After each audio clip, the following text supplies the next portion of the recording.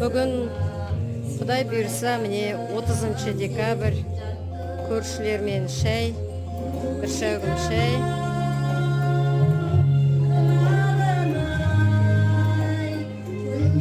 Енді басталып жатыр.